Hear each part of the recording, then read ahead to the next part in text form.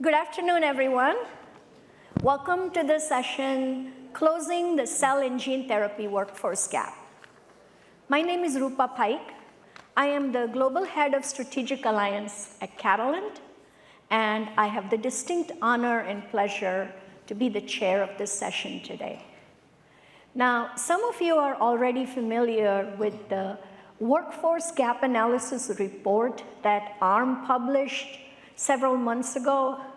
That was an important report because it highlighted the challenges, the deficiencies, and therefore a significant investment that is needed to continue to build a robust and a healthy workforce for tomorrow. We have an esteemed panel today of leaders who, along with their organizations, are extremely passionate about coming up with concrete solutions to address this gap. So I would like to introduce our panel to you. On my immediate left is Kelvin Lee, who is the director of NIIMBL. And wait, I've memorized what NIIMBL stands for. It's National Institute for Innovation for Manufacturing of Biopharmaceuticals. Next to Kelvin is Tim Miller, who is the CEO, president, and co-founder of Forge Biologics. And last but not least is Stephen Ward, who is the Chief Commercial Manufacturing Officer for Cell and Gene Therapy at Catapult. So shall we get started? What we've decided to do is I'm going to ask some questions to each of them for the very specific efforts that they have made in the cell and gene therapy workforce development space. And then once they have highlighted what their organizations have done, then we're going to go to some general questions. And we got some feedback from people ahead of time, so I've included those questions as well. So I'd like to start with Kelvin. So NIIMBL has made significant efforts for the last several years to do a national effort for building, investing, and nurturing the workforce of tomorrow. So could you give us an idea as to how the various ways that NIIMBL has done and has been successful in doing that? I'd be happy to, Rupa, and let me perhaps start by just sharing a brief kind of set of bullet points on who NIIMBL is or what we are, for those who aren't familiar. NIIMBL is a relatively large-scale public-private partnership. That means we are created by the federal government with the goal of trying to advance a particular innovation space. And as you reflected by memorizing our name, our innovation space is biopharmaceutical manufacturing. So we are very much in the space of trying to think about how we can advance manufacturing innovations, manufacturing technologies, and at the same time, advance the creation of a workforce to deploy and advance the country's capacity for manufacturing of biopharmaceuticals. We have a primary federal agency sponsor, which is the Department of Commerce, and in particular, the one agency known as NIST, the National Institute for Standards and Technology. And what Department of Commerce and NIST do is they invested a significant amount of public money, so far about $240 million over the last 7 years, with the expectation that the private sector will co-invest and try to bring together and create a space where technologies can get over that so-called valley of death more rapidly into commercial manufacturing. So we're effectively a consortium. We have 200 member organizations. We've benefited from more than $300 million additional dollars of investment by the private sector. And what we do with all those resources is pursue activities that kind of fall under one of two pillars. The first pillar are activities where we have a coordinated set of interests, projects, and needs that the stakeholders from the ecosystem have come together and said, we want to create this future version or vision of manufacturing. Can we all come together? And we have a program in continuous manufacturing. We have one in big data. And today, we've announced our viral vector manufacturing program, which will bring together and really advance the needs, we think, of the community in terms of developing and demonstrating technology and workforce. The second pillar that we work on, that in some ways is even more interesting, is we have resources that we just make available to anyone with a good idea. The only expectation is, one, you have to be a member of NIIMBL, and two, you have to be willing to partner with at least one other organization. And so we've made a significant amount of investments in technology, but it gives me the chance to also say we've made a significant amount of investments in workforce training. So we have, over the years, funded a number of projects. We created the first ever hands-on training course for viral vector manufacturing that was hosted at the Biotechnology, Biomanufacturing Training and Education Center, BTEC, at NC State. That has proven to be a very successful model for getting operators trained, and in fact, the first thing we did, because it was so successful and it was sold out for years in advance, was that we started to replicate it at Texas A&M, and now that's being replicated at certain other minority-serving institutions. So we want to take successful short courses and be able to build them out and grow from there. We've also worked with the collection of community colleges across the country to identify skills gaps and then develop curricula to help meet those needs. We've invested in R&D workforce with graduate training programs at Penn, as well as other training programs at the University of Massachusetts, as well as an online cell therapy training course hosted by MIT. So we have this collection of training activities. We've also been great partners and found Biocentric to be a great partner. We've made some capital investments there to enable them to not only grow and expand their workforce components, but also their interest and their needs along those directions. So one of the things that I'd like to think about is not only are we doing interesting projects, but we're actually very fortunate to be able to bring together the ecosystem. And that gives us a chance to hear about things that are maybe coming down the pike a little bit. And one of the things that we've been starting to think about that I think is an interesting topic is Gen Z. And Gen Z, when you get them committed and you get them into your organizations, they can be so excellent and so such valuable contributors. On the other hand, people talk about, or you can read about, how they're very interested in mission-oriented industries. That if there's not a mission that they can feel that they're aligned with, unlike previous generations, they may not be around for as long in your organization. So one of the exciting things as I think about the future is that this entire field is so mission-oriented. And so I think there's tremendous opportunities to think about what the future is going to be as we think about the next generation of workforce.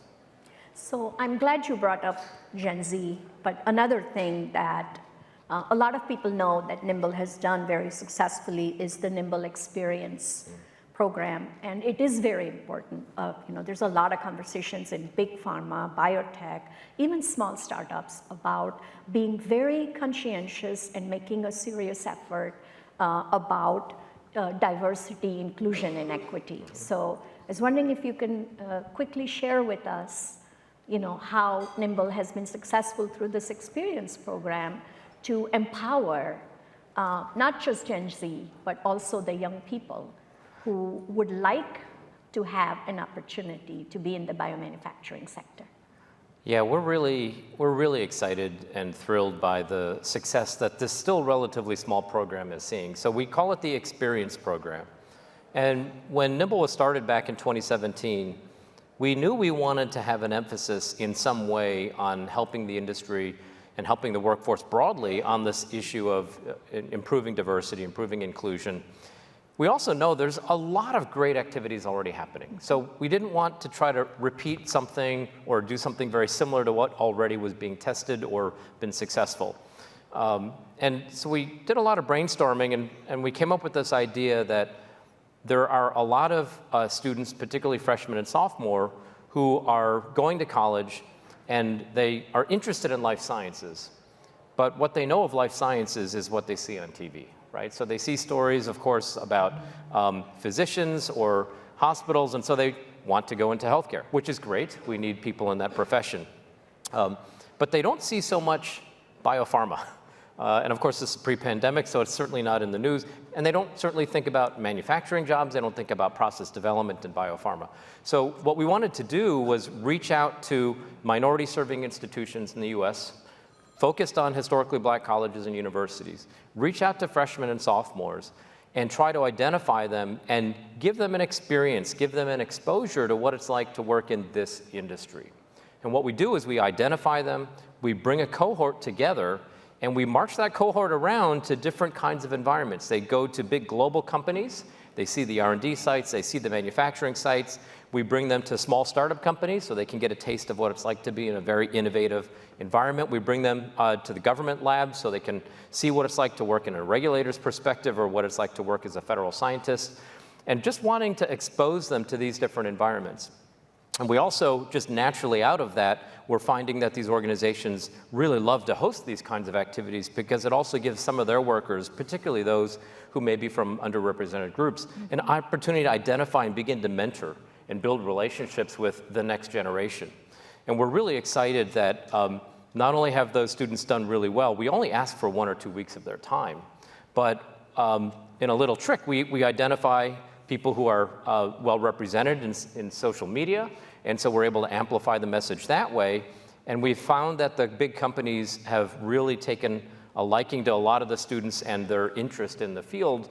And as one example, Pfizer offered an internship program only available to students that had gone through that NIIMBL experience program. Great. So and of course now companies are starting to hire those early students.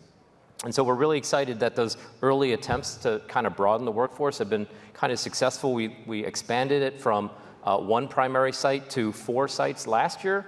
And so we quadrupled the total number of participants. And this year we're beginning the recruitment for an even bigger cohort. So we're really excited. It's a one at a time kind of situation, which is where we felt we could make the most impact and have some satisfaction, try to build that sort of community. So who knows what the future will bring, but we're really excited by it. It is great. Yes. Thank you. Thanks. So we're going to go across the pond and talk to Stephen. So I read somewhere recently that the UK Advanced Therapies Innovation Space, as well as the UK Advanced Therapies Workforce Space, is expected to double by 2026, which means that there's already a shortage, but then there is an anticipated significant need to build a workforce that is suited in knowledge and skills for advanced therapies. So I would like to know, and I'm sure our audience would like to know, is what measures is Catapult taking to address the skill gap and then to set people up for success as all of this accelerates in the future? Sure. Thank you, Rupert. Hello, everyone. Thanks for joining after lunch as well. So I'm Stephen. I'm part of the Cell and Gene Therapy Catapult, so an independent research technology organization in the UK, and we look to sort of create maximum impact that we can through powerful collaborations. Obviously, we work globally. Our facilities are based in the UK. And the approach we've taken to this, well, firstly, before I perhaps go into that, what really struck me listening to Kelvin is, I'm sure, imagine Tim will be saying sort of the same. The phraseology is different, the language is different, you know, how you describe people coming through education, etc. But the challenges are transatlantic and indeed global. And so there might be some differences in language and how we're attacking it in terms of solutions, but you can really see that this is lining up in a very similar way. So the way we generally approach things at the Catapult is to be data-driven. So we do a number of surveys, some of them annually, some of them biannually, and our sort of skills and workforce analysis survey we'll be reporting out in November, so next month. So we're literally just finishing the collation of the next round of data. And what we are finding, like most territories that are serious about advanced therapies and looking to grow that and support that, is that there is an arc of demand. The demand arc changes. This arc looks slightly flatter than when it was talked about 2 years ago, when people are forwarding, predicting to 5 years hence. But it's still a positive, very strong positive upward trajectory. So we all know we need to be planning for growth, and then we can argue how much that growth is going to be, but it's got to be there. And our approach really is to attack it from 3 levels. Firstly, to broaden the skill base. Secondly, to ensure we've got a flexible skill base. And thirdly, to make sure the skill base is sustainable. So in terms of broadening, what does that mean? That means we want to have as much of a skill set as we can covering the vast trajectory of that data arc that I've been referring to. Some of the sectors that we look in terms of that full development to manufacturing space are being reasonably well covered by the current training programs and graduate schemes, etc. But some of them are not. And there's clearly red flags that are coming through. Manufacturing comes through year on year. Regulatory is coming through more and more. Total quality is coming through more and more. So we can then start to see where these hotspots are, not to be too reactionary, but to try to plan for that. In terms of the broadness, also to go from technical level right the way through to very senior and advanced levels. And to that language point, I think that's best exemplified with a program scheme that's called ATTACK. There's some UK folk in the room here who support this program heavily. It's an apprenticeship community, so it's basically a way of getting enhanced qualifications, and it works across the spectrum to individuals who have left school before they've gone to university, and they don't want to go to university, but they want to have a degree. So you can enter these apprenticeship programs, and you can earn whilst you learn. And it's becoming a very popular approach for workforce development. And that goes from technical level all the way through to people who are in work, and they want to enhance their skills, and it goes up to an MBA, advanced graduate, advanced apprenticeship scheme. So it's really a flexible mechanism, and we have about 350 apprentices on scheme now. It's been going for about 4 or 5 years, so it's pretty good. Retention rate is above 80%, so it's clearly working for the workforce. The second point was around flexibility. So we all know it's such an agile workforce that we need. Demands on our business change, technologies are changing, we need to be investing, and people need to be investing in their own careers and their own educational pathways. So we look to create a range of content which is changing and accessible to the workforce, and it's not predominantly driven by the Catapult, actually. It's utilizing what's generated by the broader industry and suppliers in the training environment, including educational establishments, and bringing that together in a portal which is accessible 24/7 by people who then are on these learning programs. And there are various ways that we target that and work with companies. The third thing is the sustainability. And I think this plays really nicely to what Kelvin was saying. We're looking at this from both ends of the problem. One, we've got people already in work with a ton of transferable skills. Some industries are declining. How on earth can we get them to realize there are fantastic career choices in advanced therapies? As we know, a whole panoply of skills that you need across the full supply chain. So we need to make that more visible, and we have what's called a career converter. Again, it's a web-based portal. People can come in, put their transferable skills in, and then it targets them to jobs that they could be. So a telecoms engineer, for example, was one reference point with a colleague. It was her husband. He put his stuff in, and it came out to actually be quite good in QA. Who would have known? But there's all these sort of options that open up, and then it links them to available jobs as well. And to the other end of the spectrum is people and children who, firstly, is just the whole STEM thing. How do we get children educated into STEM, full stop, and interested? And then how do we ensure that they can see how they can move forward in these careers? Indeed, who knew? Who would know what biotechnology is if you're 9, 10, 11, 12, 13 even? It's just not that well signposted at all. So we're working across all three layers to try to generate a predictable and a sustainable workforce. Yes. I'm going to ask one quick question because I know that Catapult deals with a lot of very early stage companies. One of your success brand is that you help early stage companies transition to whatever their journey is. I'm interested in understanding how you help these early stage companies in terms of creating a sustainable workforce that when they transition, they are set up for success, because their needs are different at that early stage. They're not thinking about a lot of things that late stage companies or companies who have transitioned out of that early stage to phase 1 and onwards are thinking. So if you could spend a little time talking about that, that would be great. Sure. So we all know SMEs burning cash, they're just going as quickly as they can to get where they need to be. So the training and skills programs around that need to be completely flexible. They're adapting to the environment, they're very busy. So we have various programs that we've developed, sort of a hop-on, hop-off approach, if you like. So there's a trajectory of where they need to go and what we discussed with them. But there's a lot of flexibility in there, how they then move, not only with some of the skill sets they might realize they need at a certain point, but also just volume. So how do we take a lot of that away from companies who don't really have the time to be spending 3 months to train up someone? So how do we ensure fresh graduates can go through a condensed program to make sure that they are industry ready and can create that right impact? So it's really ensuring that you've got all the tools that you can then have that conversation with the company to make sure that you can deploy them in a different way. Great. So, Tim,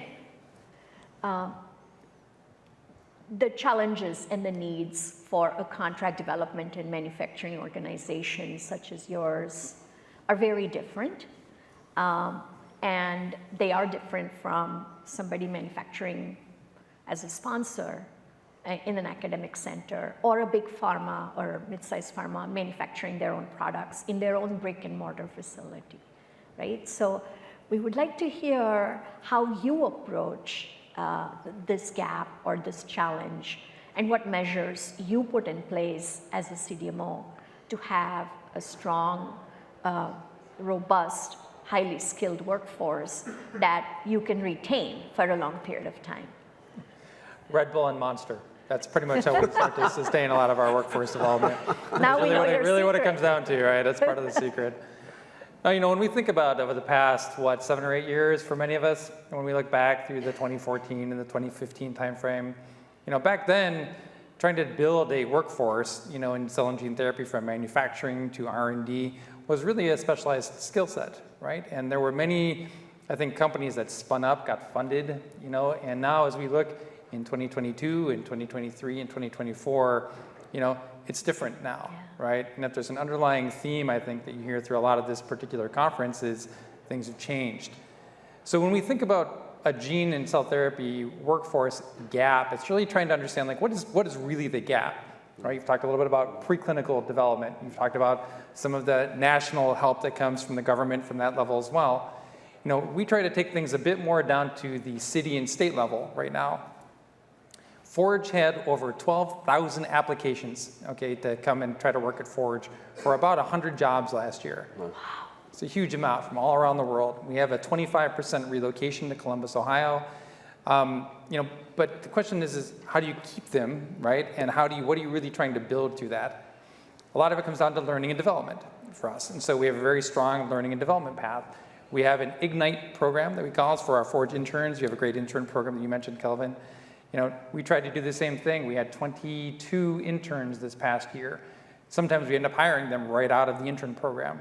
And we also have the She Forges program, which is specifically designed to help women executives, try to help all women in the company learn, some of the gaps that they might have or throughout the whole company. So we've also developed a lot of partnerships with universities from national ranked even down to Columbus or community colleges, in order to set up GMP training labs to say, well, you're going to go through a 6-week course. If you complete the course and pass the test at the end, you're going to get a job interview. Doesn't mean you're going to get a job, right? But it means you're going to get an interview. And we ended up hiring up, some of those people. So, as we look forward now to 2023, right, and what's left in 2023, you say, wow, there's been a ton of layoffs. Right? There's been multiple companies going through restructurings. There's over, I think it was 180 companies that have looked at either a restructuring or reorganization.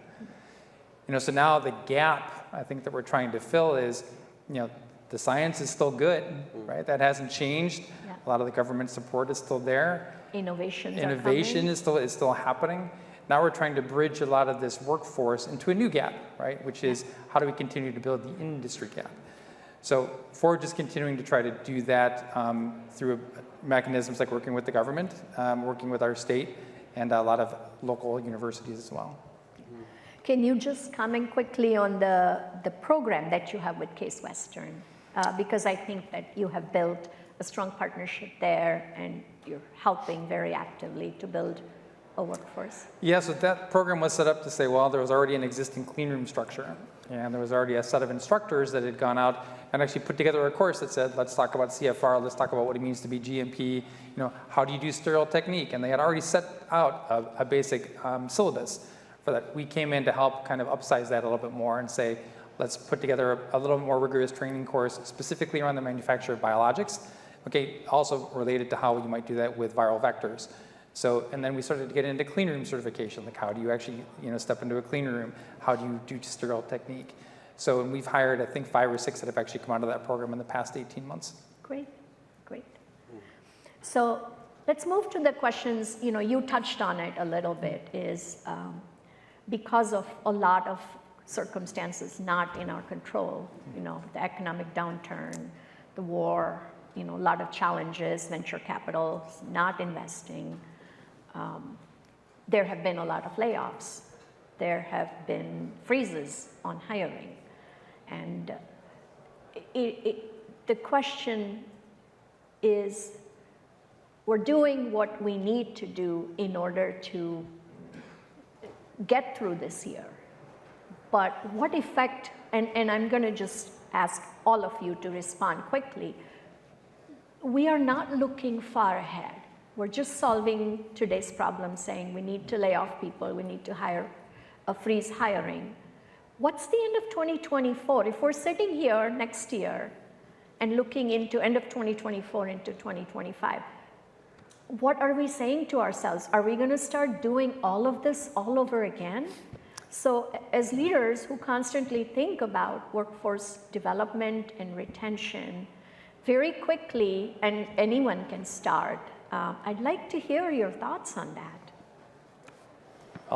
I'll start. Sure. It's interesting when we look at all the other CDMOs that are out there right now, and announced or unannounced layoffs end up happening. When we do see it, sometimes contracts are harder to come by. Exciting programs that's been great science, still hard to get funding sometimes. So what I think about right now is, what does the end of 2024 look like? And now you start hearing, well, there was this great supply of manufacturing. Well, now many of those companies have cut their staff. That means they're not working on their clean rooms, they're not working on their cell lines or their processes, to basically work on their platforms. So what happens if at the end of 24, now the market has rebounded some, there's more funding, and now there's this glut of programs that need a lot of work. Now there's not as many manufacturers that have qualified clean rooms, and more importantly, the personnel, to really be able to get in that have been familiar in that facility to be able to make those products. So that's where I see things. Mm-hmm. Yeah. I suppose, Kelvin, similar to us in some regards, the Catapult, we need to take the mid to longer term, viewpoint, so sort of less reactionary, and the numbers in MIIMBL looking pretty good. So we'll be carrying on, as I've been saying there. I suppose the more flexible skills you've got, the more you can be deployed within a business as well. No one wants to lose staff that they've invested in, and they've got the corporate culture, et cetera, et cetera. So I suppose the more that you've got the agility in that workforce, then the better as well to retain them. Interesting, Tim mentioned working locally, which I think we all do. We've all got great examples of how you can get in local schools and things, but also internationally.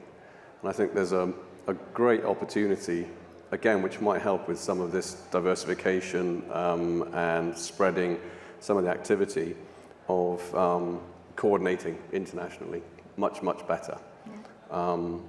We just announced today we're doing we've got an MOU with CATI in Canada, for example, to start to work on international programs, to look at consistencies, possibly micro-accreditation across different territories. So I think there's areas that we can ensure that people understand that why do I come into biotech? It's boom and bust. Don't know if I'm going to have my job.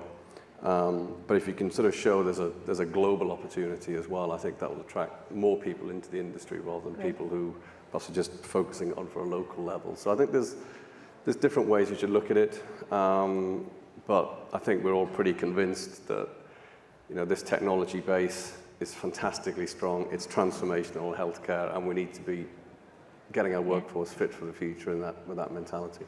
Thank you. Kelvin? Yeah, I mean, my perspective is, first, if you kind of think about the macro, the broad field is going to continue to grow because, broadly speaking, people still need medicine. Yeah.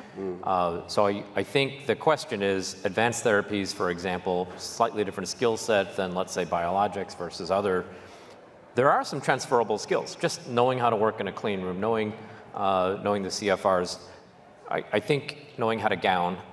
I think there are actually skills where even though you might go through a difficult time in advanced therapies because interest rates are high, so capital can be put somewhere else instead of here, runways are now all of a sudden really short for small companies, some of the workers may be able to find other positions. And so maybe as things get back to a more positive trajectory, maybe there's less of a ramp up to getting workers back in. Maybe that's a bullish view on the world. The other piece I'd say, though, is also technology. Of course, I mean, we're talking about workforce here, but let's face it, with state-of-the-art for some of these advanced therapies, the technology is not very robust and not mature enough. Cost of goods is still very high. And I think most people would say, if we can get some of the technologies to mature, if we can build better platforms, we can get that robustness, then you address the lack of enough runway for small companies. You start to think about, is the medicine effective? Not just do I have enough time to get it into the clinic and get it a process developed. And I think technology is still going to be invested in even as dollars flow different directions, or pounds or euros flow different directions. And I think there's real opportunity there. As we can mature the technologies, we make it easier and easier for the workers and the whole field to kind of continue to evolve rapidly. Great. Thank you. I think we have time for questions. Our beautiful Natalie here is going to be helping with the microphone. Thank you, Natalie. Hi. It's okay? Speak Yes, into the we can box. hear. Okay. Okay. Hi. Have you planned for a trend that is evident, that is the creation of actually AI-driven humanoid robots? Not as a replacement, but seeing the human as a robot coach or a robot handler, or a human that his productivity and his knowledge is taken advantage by a robot that needs to learn to be guided and put in production. Could you please, each one of you, comment on that? It's about the shifting of the skill sets, right? We had discussed that. Thank you. We actually used ChatGPT to actually try to write an SOP one day. It didn't work out that well. You would be Bruce Levine's friend. He's a big fan. So, I think there's no question that field is evolving, and we need to think about how we become aligned in that direction. We haven't done anything specifically as it comes to workforce training and workforce development.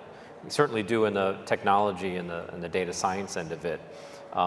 That said, there's also an interesting culture about, when will all the various health authorities and the broader community get comfortable with the idea of using robots and AI in the manufacturing operations to a greater extent than it currently is, because I was in a meeting a few weeks ago where people were lamenting that we're in this world of big data, data is being collected all over, and yet you still need the human to verify and sign off on your documentation before thing goes out the door, and humans are probably more prone to making mistakes than computers in those instances. So when are we going to be able to flip that paradigm? I think that's going to be the future, but I think we're not quite there. There's a question there. Yeah, hi. I'm wondering if any of you can comment on, I find it a little frustrating from my point of view when I'm working at sites where there's a lack of acknowledgement, and I mean formal acknowledgement, of skill in a specific area, meaning essentially what I'm getting at is a more formal system ownership program. That person, everybody knows they're the go-to for this particular area of the business, this particular science, this particular, filler or whatever the heck. Everybody knows we go to that person. They're the guru, but they don't get elevated. They don't get the opportunity to be that real role that's fixed, that's purposeful and defined to develop the rest of the workforce in that area. System ownership is what I'm getting at. Do you relate to that? Is that an issue for you, or an opportunity for you? I can have a stab at that. I suppose that the short-term answer is you need to have some retention programs around people like that. The concern is that as an organization, you're relying on that N of one, which is a really dangerous place to obviously be in. So you're right, you need to have a cadre who are able to do that work. Ultimately, we need to be moving away from having those sort of experts because it shows that obviously the process is pretty fallible. So I think it goes back to this whole roboticization, AI, etc. It was a fantastic session, sort of breakfast session on this morning. It's going to happen.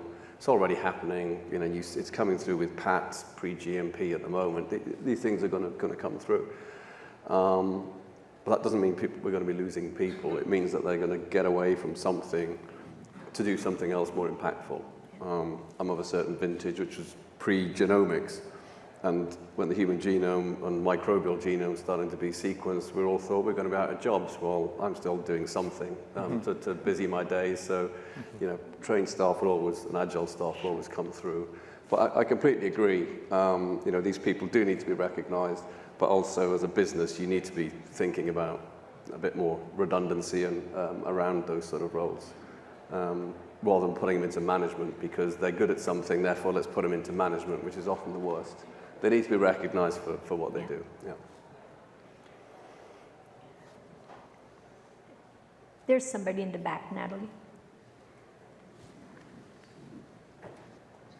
Okay, so wanted to get your thoughts on the concept of crowdsourcing in cell and gene therapy. For the folks who don't know that terminology, crowdsourcing, it comes out of other areas in digital transformation where instead of just hiring an employee or a consultant, there's something in between where you hire people for certain skills to solve certain problems. It's been used for software development and other technical areas, but I wanted to know what you thought about that because a pool of people in the ecosystem that could move between organizations may be a very appropriate way to deal with the ebbs and flows of employees, but give people an access to work that their skills can support. So what do you think of that idea? I think managing IP would be difficult. IP and confidentiality would definitely be a challenge. I'd probably relate that to, in many aspects, like going to nursing school or going to medical school or something. It's a specialized trade of skills that you're trying to develop. And so from our perspective, we spend 6 to 12 months training someone to a point when they can actually be productive. So I'm not sure that there's necessarily a pool that you could go to from a crowdsourcing perspective, but from a model standpoint, I've always been a fan of that from a funding standpoint. But from a personnel standpoint, from a workforce scout, it might be a little bit more of a challenge, but confidentiality is certainly a big one on that too, or non-competes. But We've been able to kind of use a version of that inside NIIMBL for some of our NIIMBL-led programs, where companies have established technologies which are proprietary. They're willing and interested to help lift everyone's boats because, as probably many of you may recognize, going to a health authority with a brand new technology, a brand new way to do things, you don't really want to be first.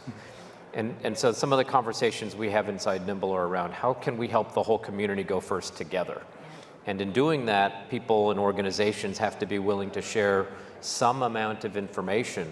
And we have found that within our construct, we've been able to do that pretty effectively, that once in a conversation, one individual is willing to share just a little nugget about how they're doing something, somebody else will say, we've done exactly the same thing, or we've tried this because that didn't work for us.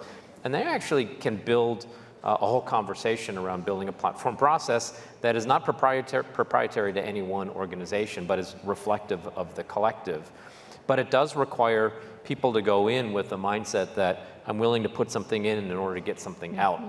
And so if you think about crowdsourcing as strictly, putting information in, that's a harder sell. How do you incentivize that? But if there is a sense that the collective will benefit in some way, it can work. That's a good idea. Yes? It's an excellent conversation. Thank you very much. Craig Haskell from Caddy. I'm very curious to know, what are your thoughts on, with these programs, often shorter duration, helping to really create a very robust curriculum while at the same time managing the financial impact of training costs for each one of these employees. I'm interested to hear your thoughts on how you approach that. So for people who didn't hear the question, it was about managing the costs of training, right? And then what was the second thing? That was the large part of it. That was the large part. So, They're short courses. yeah. You don't want to have your employees leave the workforce. Yeah. So maybe a comprehensive approach to training, and you touched on a little bit about cross-training and things like that. So, I'm not sure we're over time, actually. Apologies. We have 2 minutes. 2 We're minutes, good. okay, We're right, good. very quickly. We have this. So you need to have training close to centres where there's a gravity of people employed.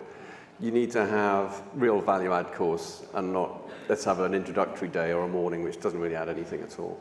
How can you utilise more using virtual and augmented reality? We've invested about £5 million in bespoke training facilities at the Catapult in this area.